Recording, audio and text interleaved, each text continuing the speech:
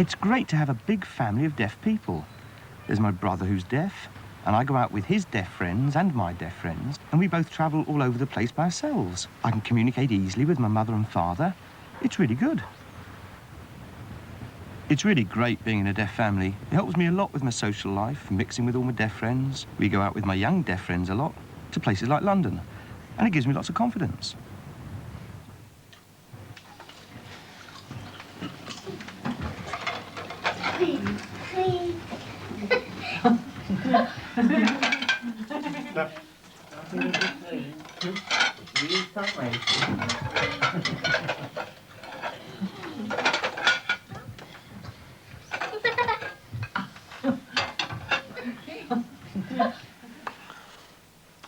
My two boys have benefited from having a deaf grandmother because she herself comes from a deaf family. She gives them lots of advice and knowledge, and they become aware of the deaf culture that was handed down to her, and she's now passing on to them.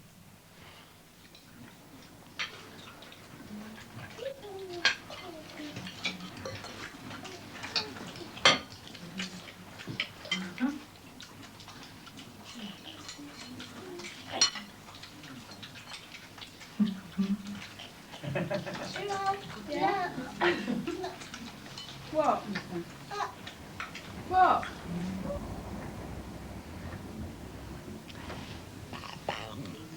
My parents went to the same school as me, boarding school, and also my husband's family and parents. They went to the same school as me, so they all knew each other.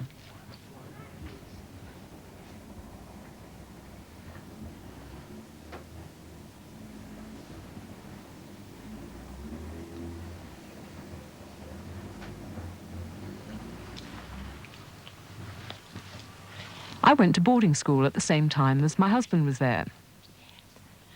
We knew each other because we played together.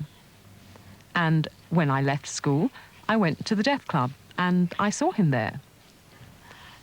And then we got involved, made a date to see each other and go out together. And that led to us falling in love and getting married.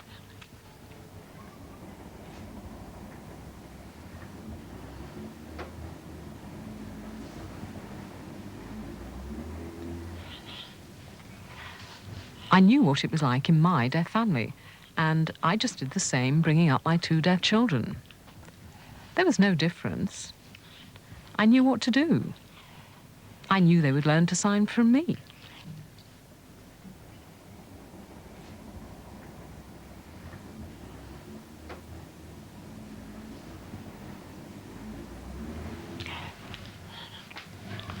They learned from watching me signing, like the way I usually talk to my husband.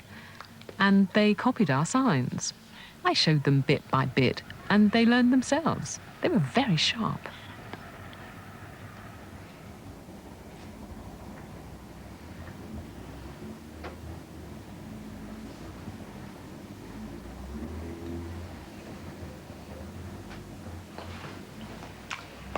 I remember when I was little, we'd all be eating our dinner at the same table.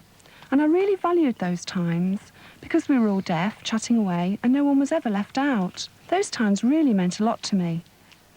And sometimes I invited my friend to stay for a few nights, and she'd say, "Oh, you're lucky they're all deaf. It's like a deaf club." I wondered why, and I would say, "Oh, I didn't realise that. I just took it for granted, you see, because I'd been brought up in a deaf family. But now I realise you should value having a deaf family. You don't get left out." I would take them to the Deaf Club to show them there were other deaf people and that my whole family were all deaf. And also my husband's family was deaf, and I encouraged them all to get to know each other.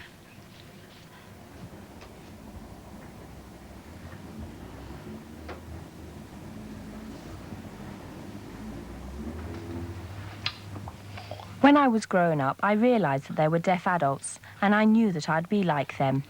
I went to the Deaf Club and saw deaf adults and deaf children all mixing, so I knew what the deaf community was like, and I fully understood it.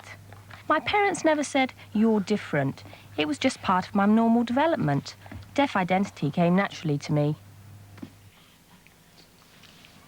I attended this school, and I wanted my two daughters to go to the same school as me, So there was no problem. They knew that I knew what it would be like, and I knew they would feel at home at that school.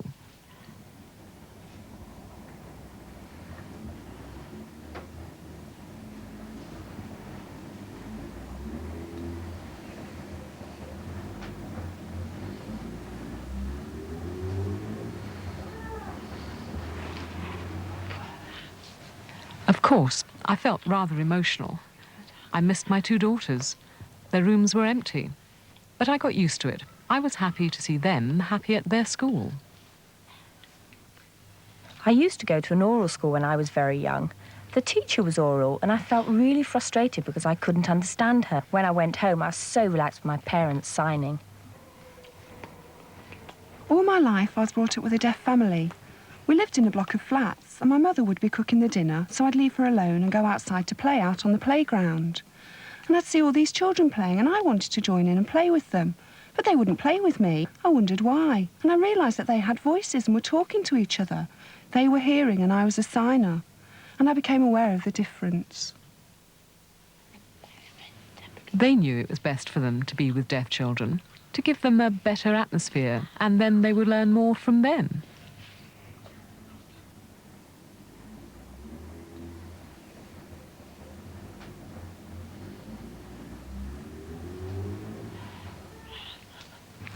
I would never force my two daughters to marry anybody hearing. But I was very pleased when they brought these deaf boys home. I was ever so pleased.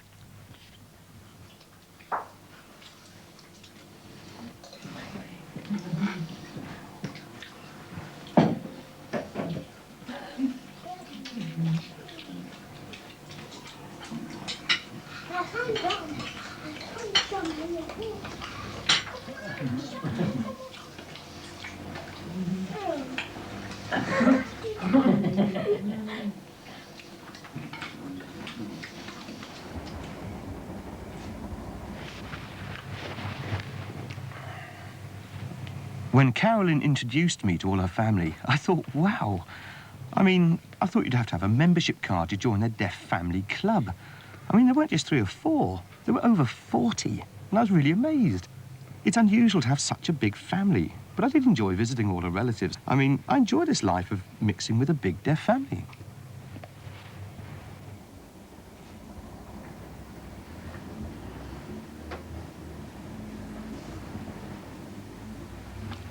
Definitely, it was really important for me to have married a deaf man, because I feel that we both belong to the same world. We can communicate with no barriers. We give and take. That's important. With a hearing person, maybe you could, but I feel that I belong to the deaf world. I think it's very important to marry a deaf woman, because if you go to bed, you want to communicate. But if you have to put the light off, it's dark. We have to have the light on to communicate. If it was 2 hearing people, well, they can talk in the dark. But if it's 1 hearing and 1 deaf person and the light's off, you can't hear them talking. You have to be the same.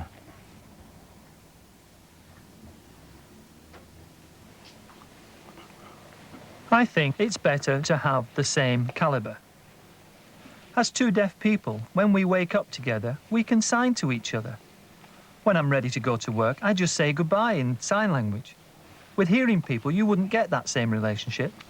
If someone was teasing me, I could tell my wife and she'd know what it felt like. We would be hurt together. And if I'm frustrated at work, I know I have a deaf person to come home to. I feel better relating to her and not feeling left out. I always look forward to coming home from work. We have the same feelings about the same things.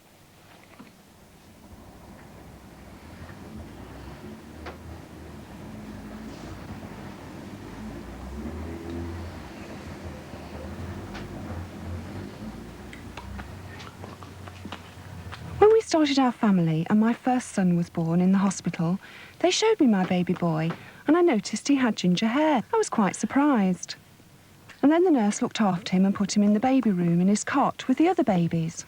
And then later on she came back and she said to me, "Your baby was very good, very quiet. All the other babies are naughty." So I knew straight away that he was deaf.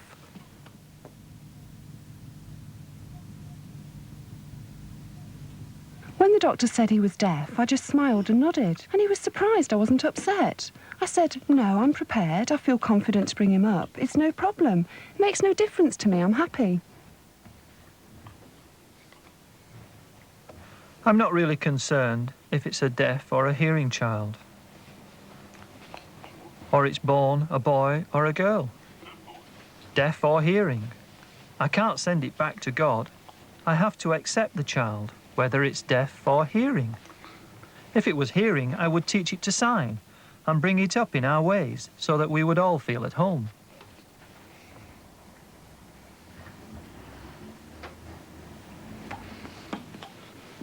When the two boys were little, they both went to a daily deaf school until they were 11.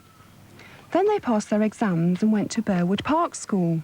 And I'm very proud, because they're following in their father's footsteps. He went there when he was a little boy. I believe in boarding schools because I went to a boarding school when I was 2 years old, though I came home every weekend. And now these two are in boarding school. I believe in boarding schools because it gives them their own independence.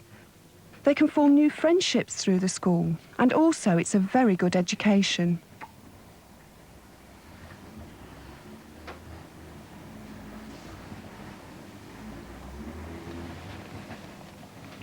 Well, I tell my children to face the fact that hearing people can hear their voices. Whether they're high or wobbly, or when they're playing football, they can still hear their voices. When hearing people are chatting and they try to join in, I have to tell them that some people will shoo them away, and that's discrimination.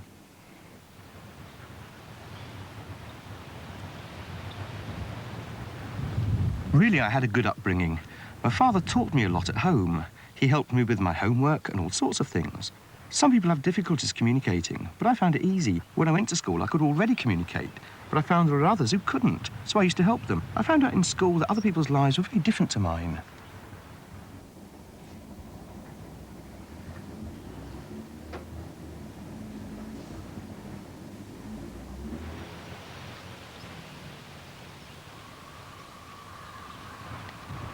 Yes, but I'm proud to have a deaf mother and father. Some of the other children have deaf mothers and fathers, and that's good. But I feel sorry for those who can't communicate with their parents. But some of them have parents who are learning to sign and lip read well.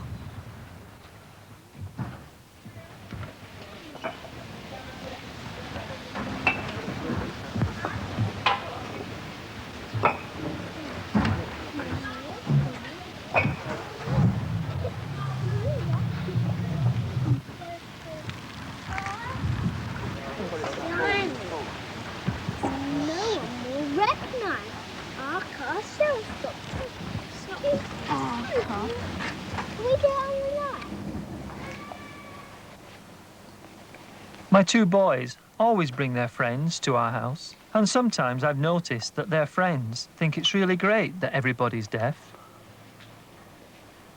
And there's a flashing doorbell, which is fantastic. Telephone, minicom, again, that's fantastic. They're really interested in deaf culture in our house. Plus, they can sign to us. And they feel at home.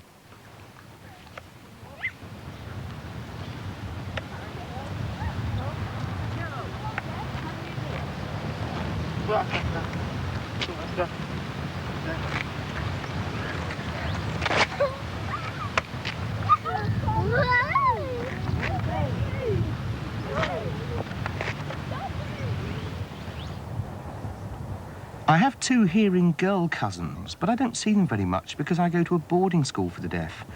I come home for weekends or half-terms or holidays, and then I communicate with them. They can sign quite well. Sometimes when I'm watching the news and I can't understand it, they interpret it for me, and they do quite well.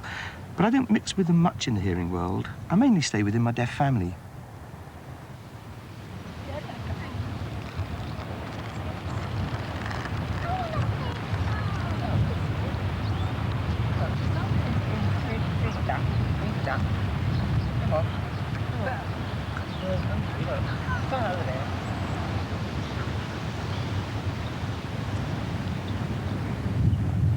I have two deaf cousins. I get on very well with them. They treat me like normal. I sign to them, and my other cousin, Tyrone, is hard of hearing, so I talk to him sometimes and help him with music if he's stuck, because he loves music, and that's a good thing. Cheryl helps me a lot with pop music. I like pop music, and she helps me with the songs. Sometimes I'm not sure of a particular word, and she helps me. She signs it so that I can understand it. Is he throwing?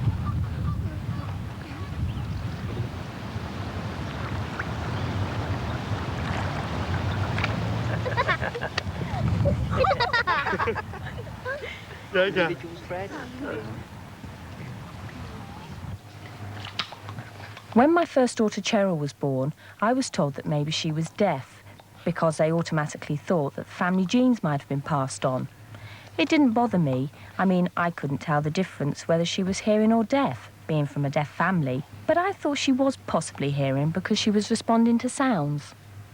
So I took her to the hospital and they said, yes, she's definitely deaf. After a while, I wasn't happy about that and went to a different hospital for a second opinion. And they said she was 100% hearing. I thought so we decided to teach her sign language first, because how else could we have a rapport with each other? She automatically learnt to sign, but learnt to speak from the playgroup in school. They taught her that, but we taught her sign language as her first language. Well, I was brought up with a large deaf family, and I'm used to it, because all my life I've been learning to sign. And I talk with my friends as well, so I don't mind being part of a large deaf family.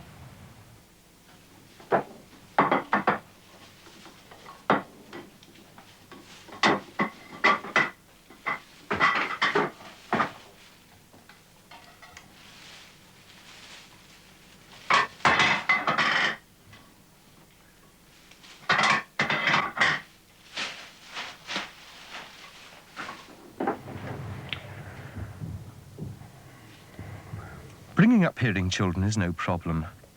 But in some ways, I think they're very useful because they can interpret at the door, and Cheryl tells me what the people are saying. And it saves me a lot of paperwork, having to write down loads of notes. There'd be great piles of them. It would be an expensive business. I mean, Cheryl just does it. She talks, answers the phone. But I feel myself that I've always been like the man in the middle. Because my late father, he was hard of hearing. He could sign, but he could also use the phone. I always relied on my father to interpret for me. He would interpret for me with no problem. But now that he's gone, it's his granddaughter, Cheryl, who's interpreting for me. So, in one way, I'm always the man in the middle.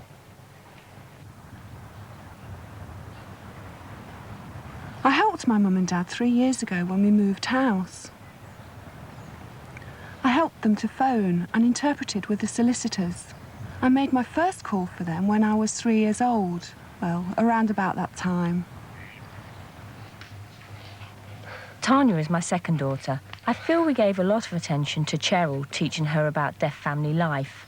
But Tanya automatically learnt to speak from her sister, who explained everything to her. We signed to Tanya as well, but I feel Cheryl understood and picked things up more quickly. Tanya's a bit slower because she knows she has a hearing sister to back her up and help her out, but still they belong in both worlds.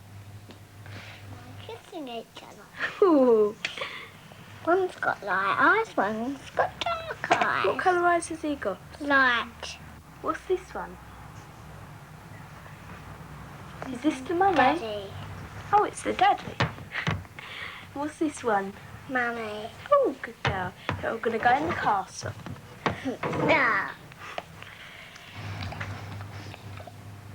I never felt there was a problem having hearing children. Maybe when I was younger, I had no confidence in the hearing world because I felt I didn't know how to communicate or start a relationship with hearing people.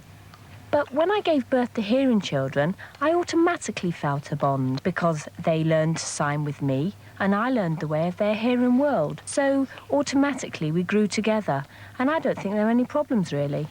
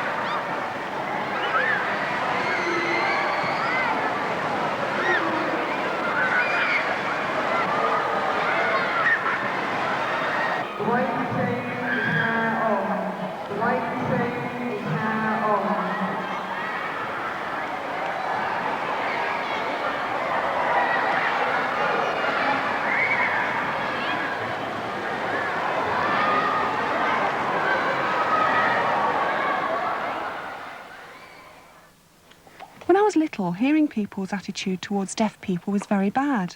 They used to tease us. They were narrow-minded. They didn't understand. But now it's much better. It's spreading. I notice hearing people want to learn sign language. They want to go to evening class to learn more. They realise that there's nothing wrong with deaf people. It's just the lack of communication, that's all. We have the same brains, really.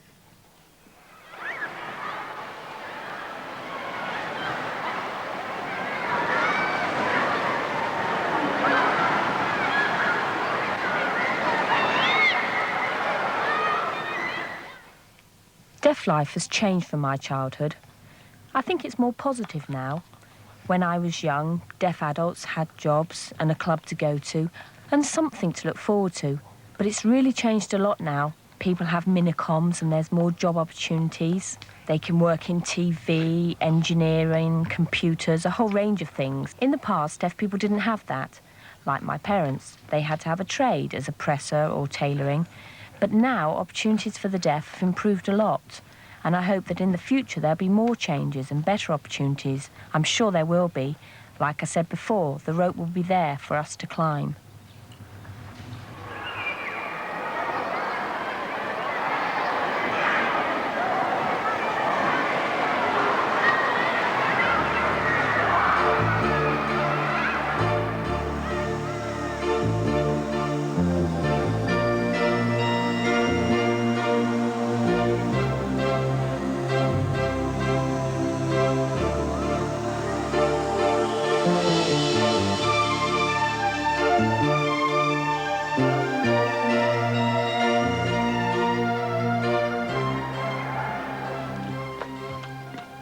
We really hope our children will be happy in themselves when they grow up. Like us, through good communication. Also, in anything they want to know, that there are no barriers. That's important, whether they're hearing or deaf. The ability to communicate, that's the main thing.